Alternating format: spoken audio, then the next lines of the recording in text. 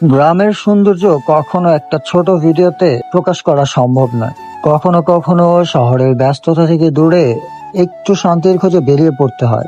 আজ হাঁটছি গ্রাম বাংলার মাটির রাস্তা ধরে, দুপাশে সবুজ, পাখির ডাক আর হালকা বাতাস। মনে হচ্ছে প্রকৃতির সঙ্গে মিশে গিয়েছি। হাঁটতে হাঁটতে এসে একটু বসে পড়লাম নদীর পাড়ে। শান্ত নদী, দূরে ভেসে চলা নৌকা আর চারপাশের নীরবতা, সবকিছু মিলিয়ে মনটা যেন অদ্ভুত এক প্রশান্তিতে ভরে গেল।